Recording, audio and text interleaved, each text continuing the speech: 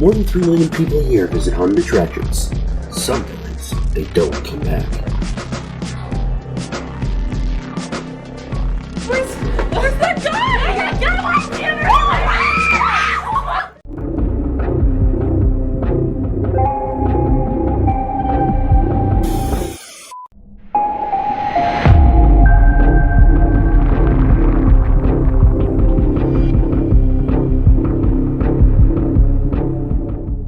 In conjunction with the PBDC Network, Allied Stories proudly presents The Haunter's Handbook, Episode 1, Low Expectations.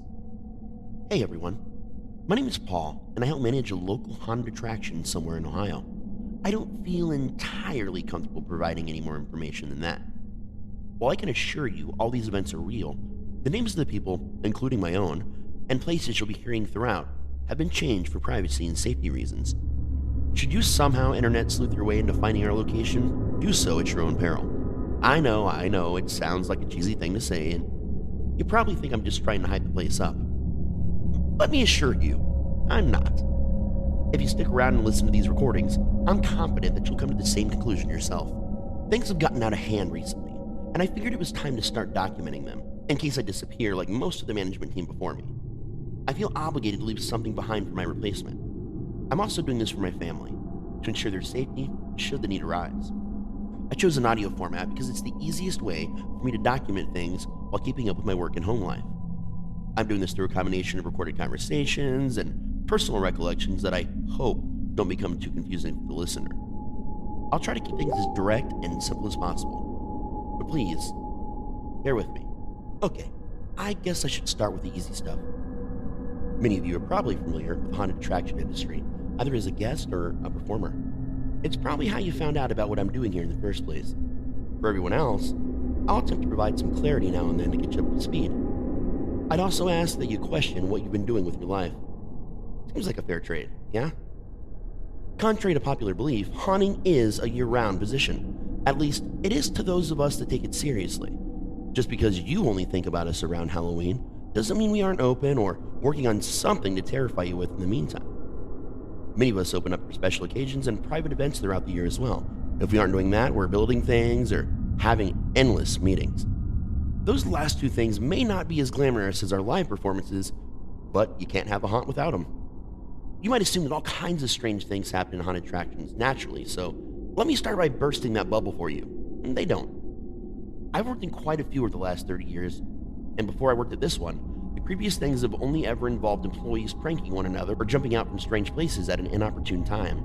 I mean, if you can't randomly terrify the people you love, then what's the point?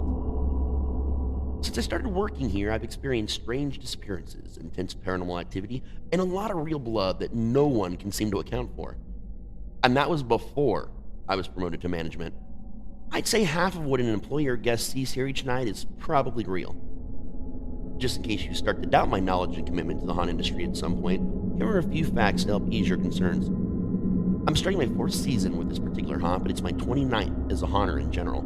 I've held every position available in the industry, in and behind the scenes, including management and partial ownership.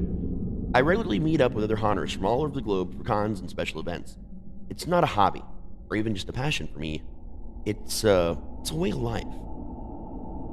Though I've been working here since the place opened, I've only been in management since last season. The owner, who I've never met in person, promoted me by post, an actual letter, if you can believe it, shortly after 2 of the other managers went missing. There's a much longer story there, as you can imagine, but I'll save that for when it becomes relevant, and trust me, it will. You might be wondering what my job here is exactly. Some days, I ask myself the same question. I often help another manager, Brian, train the acting staff. I teach them improv skills, help them develop original characters, and give them specialized training on props and such for their specific scenes. Brian and I also jump into character ourselves from time to time to cover no-shows and, just blow off some steam. Free therapy, am I right? When we're close to the public, I'm in charge of all advertising media. If it's audio, print, or visual, I'm probably the guy that made it. I work closely with our marketing and public relations manager, Kathleen, to create enticing campaigns to get folks like you in the doors. I'm still not entirely sure that's a good thing, but smiles and excitement on the guests as they leave help me sleep a little better at night. Besides the normal business duties, there's the manual I'm expected to follow in relation to what the company calls special circumstances. If that sounds ominous to you, you're already getting the point. It's a thick color-coded binder, the big cheap white one from your local superstore, with a picture of that kid with a turtle painted on his face from the news a while back. You know, the I like turtles kid. I asked Kathleen about it once. She told me she thought it would help for everyone to have a fun distraction from the bleaker side of the job. That was followed by the same speech we've all heard about comedy being the best medicine for anything that ails you. Anyway, we refer to that Walmartian tome as the Bible. I know you can't see them, but be rest assured that I'm heavily using air quotes right now. I have a feeling I'll be doing that a lot. While it's not necessarily meant to save our eternal souls from damnation or anything, it provides a wealth of information on how to survive our building and the things that dwell within it. It details any possible situation that could arise and comes with quick reference charts in the back on how to handle them. One of our meetings each week is dedicated entirely to updating it with new information. Kathleen is a stickler about that. There's actually a poster of a famous author, Aldous Huxley, on her wall. Beneath it, there's a quote that says, "The worst enemy of life, freedom, and the common decencies is total anarchy. The second worst enemy is total efficiency." I suspect I'll be referencing the Bible in these updates frequently. Unfortunately, all attempts thus far to take pictures or video of the book have been unsuccessful. Either the film is absolutely useless, the digital images distort heavily, or the pages come out looking like blank legal ledgers. I'm still looking for a way around that, so these audio transcriptions will have to suffice for now. At the end of the day, I'm doing the jobs of both the people I've replaced. It's a lot of work, but I get paid a lot of money to put up with all the weird shit that happens here. What you make in a year, I probably make in a month. Still, I'm not sure any amount of money is worth the level of complicity expected of me. If I didn't have a pregnant wife and a 3-year-old at home, I'd like to think I'd have quit long before now. But I'm not entirely sure that's true. Financial freedom is a powerful motivator. Using my family as a sole excuse is another one of those little things that helps me sleep at night. Okay, back to the point of all this. I've noticed that things have gotten increasingly worse over the last few months. Despite not being open for the regular season, there's been a notable uprise in strange occurrences and deadly phenomena. I've tried to talk to the other managers about my concerns, but most of them just blow me off or always have some excuse to explain things away. Brian's the only other manager that seems to actually notice that anything is wrong and always has my back. He's in his mid-20s, a hard worker, not too smart, but he makes up for it with a fantastic and sometimes dangerous sense of humor. He's also a total bro. If I'm being honest, I'm not even sure how he got the job, but I'm glad he did. I couldn't do this without him. I suspect Kathleen knows a lot more than she's letting on, though. She's the only remaining original member of the management team here and the only one in the building that's ever met our mysterious owner in person. Anytime I've tried to get more details out of her, she artfully finds a way to change the subject. If misdirection was an Olympic sport, Kathleen would be swimming in gold medals. Now that you're mostly up to speed on things, let's dive on in. Okay, I'm starting to feel like my Olympic sport illusions are falling by the wayside here. Swimming, diving, these are the jokes, people. Tough crowd. Anyway, this morning, Brian and I received a direct email from the owner. This was surprising because any information we need to know is usually passed on to Kathleen, who then passes it on to us. It's also kind of weird because that letter he sent me in the mail that time, I guess he's upgraded his technological abilities. I've never heard the man's voice before, so I'll be doing an impression of what I think it could sound like. For better or worse, here's what it said. Greetings and salutations. I'm writing to inform you of a project I'd like the two of you to handle personally. Due to a sudden increase in operational costs, I've decided to open our doors to the public for special events outside of our normal operating season. I require the two of you to hire and train additional staff for this project as needed. In addition, you will be expected to work with Kathleen to create some concept ideas for these events. I'm looking for low-cost ideas that can be put together quickly and efficiently, but also provide unparalleled entertainment to our guests. Our first event will be scheduled for the weekend before St. Valentine's Day. I realize that this is short notice and I'm asking a lot of you both, but I have faith in you. Do not disappoint me. Sincerely, Alistair Moores. P.S. Many of our current safety measures will be suspended for these events. Alan will be running a security meeting later today with more details. The bodies have been piling up more frequently as of late, and our boss wants to suspend safety measures. That can't be good, Brian pointed out. Captain Obvious to the rescue. We headed to Kathleen's office to get to work right away. I didn't know what would happen if we disappointed Mr. Morris, but I sure as hell don't want to find out. Kathleen was waiting for us in her office. There are a few things to explain about her before we go any further. If you've ever seen the US version of The Office, she bears a striking resemblance to Phyllis. Her personality, not so much. That's sort of like Roz from Monsters, Inc. Kathleen runs a tight ship and isn't afraid to call or email you if you're even a minute past the deadline. She's jovial in person as long as you remember this and make an effort to stay on her good side. So far, she and I have gotten along famously. She wasn't a big fan of Brian, though. I see you both got the email from Mr. Moores. Let's get started. Kathleen loved special assignments like this. I can only assume she had gotten the message long before we did, based on the color-coded binders with our names on it she placed in front of us as we sat down. The quick glance I shared with Brian confirmed that we did not share her level of excitement. If you both will kindly flip to the pink tab in the front, we can get started. She explained. I found the pink tab and flipped to it immediately. A quick scan of the first page revealed a plan labeled Project Friendlies. I want to stop for a moment and address what the Friendlies are exactly. A lot of strange beings and objects call our building home, for one reason or another. These are the ones we deal with most often. To my knowledge, none of them have directly harmed any guest or staff members. You seriously expect us to put a Cupid costume on Rogue? Brian was somewhere between exasperation and unfettered anxiety. This meeting was getting off to a fantastic start. Rogue is a life-size prop in the guest queue line that's always changing based on the overall emotions of people in the building. During the traditional season, it looks like a scarecrow with a pumpkin face holding a scythe. And the off-season, well, it never looks the same 2 days in a row. Just last week, it went from being one of those giant skeletons that were popular for a while back at Home Depot, and the day after, a full-size, rainbow-colored, undead unicorn. We refer to it as Rogue due to its mischievous nature. I'm sure if you speak to Rogue about it directly and explain that it's a sincere request from Mr. Moores, they will oblige. It's possible an actual costume won't even be necessary if you employ the appropriate tact. This may be a job more suited to you, Paul. Kathleen was glaring daggers at Brian one moment and smiling at me kindly the next. I did what I always do in a situation like this. I'm on top of it, Kathleen, I said with a smile, quickly followed by a nod. Few people question that classic line from Don't Tell Mom the Babysitter's Dead. It's amazing what you can learn about in life from 90s films. Excellent. On to the next item on the page. Since this is an event strictly geared towards adult couples, Mr. Moores thinks it is best we don't spend much time trying to wrangle Heckle and Jekyll. Kathleen seemed displeased by that, but would never outright disagree with the boss.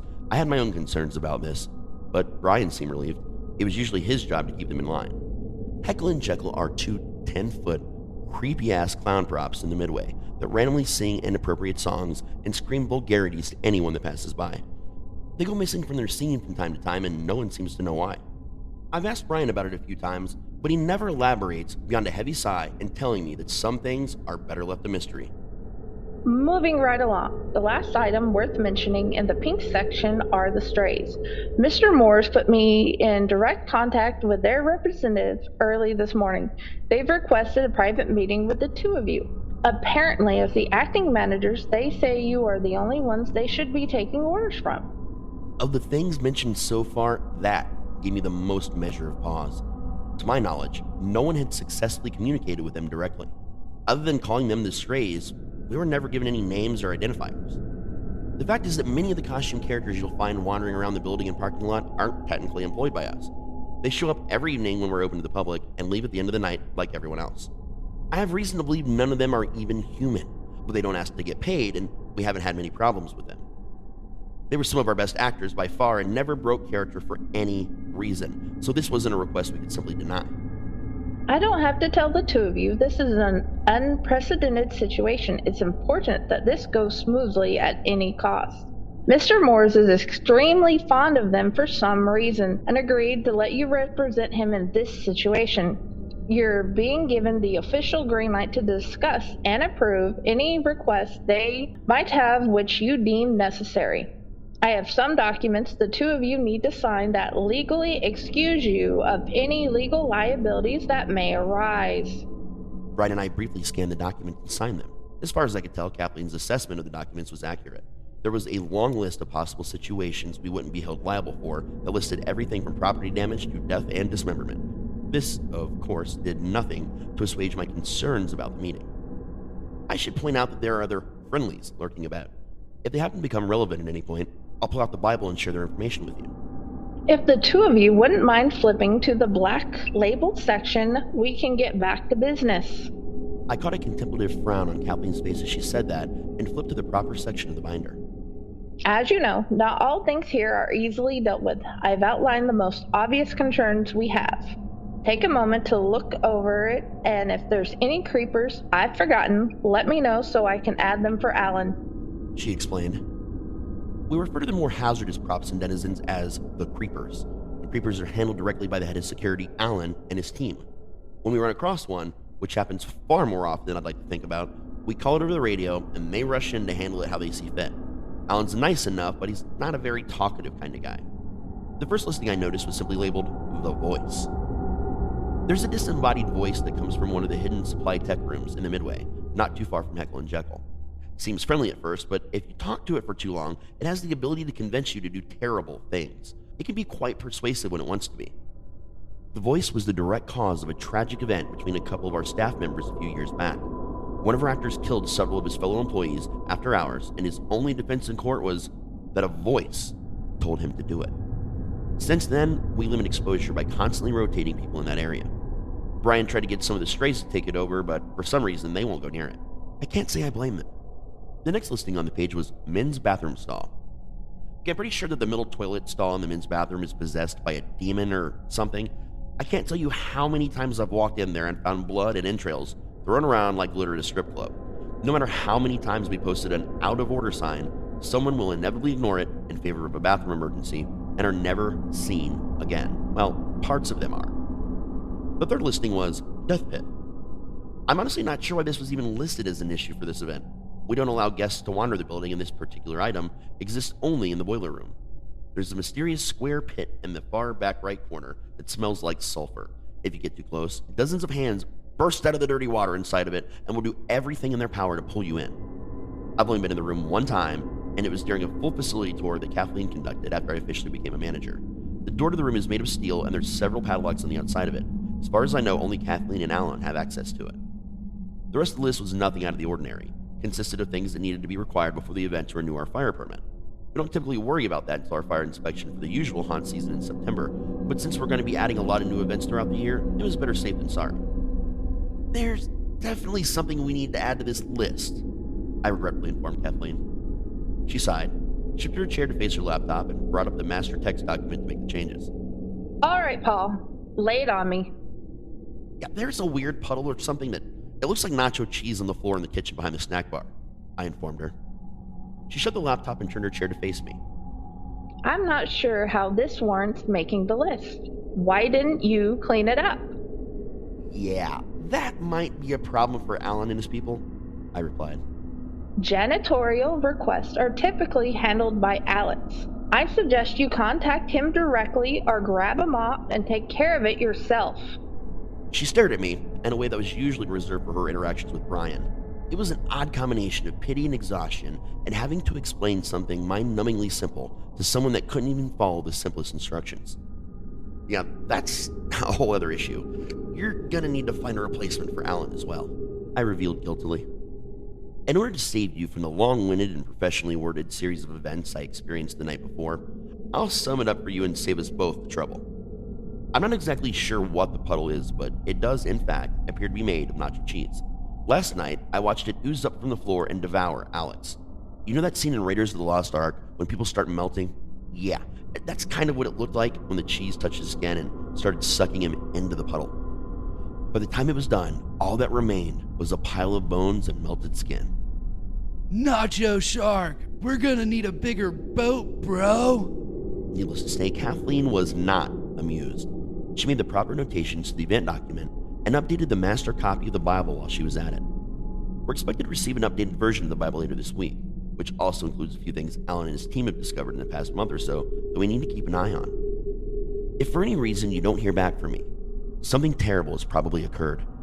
I'm likely in the hospital somewhere, or, Cthulhu forbid it, dead and being used as a prop somewhere in the attraction.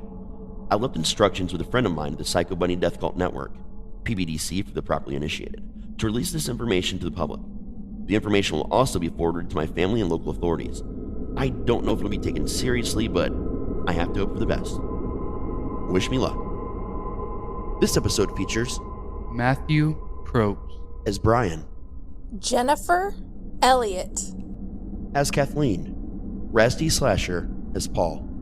Written, directed, and produced by Raz-T Slasher. The Hunter's Handbook was brought to you by Allied Stories and the PBDC Network. Feed your head, free your mind.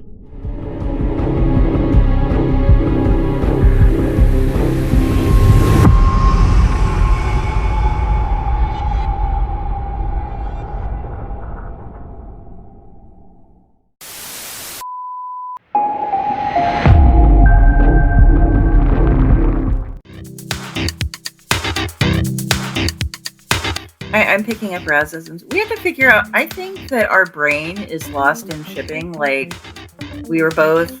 Yeah, neither of us clearly have control over it, for months now.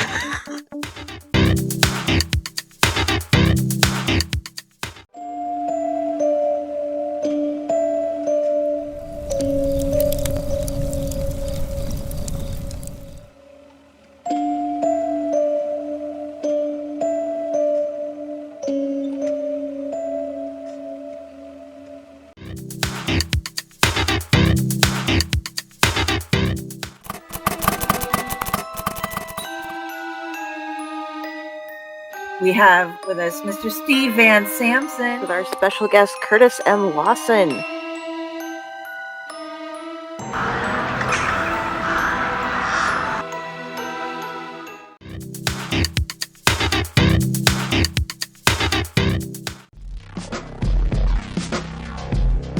More than 3 million people a year visit haunted attractions. Sometimes they don't come back. Where's the guy? Get away from him!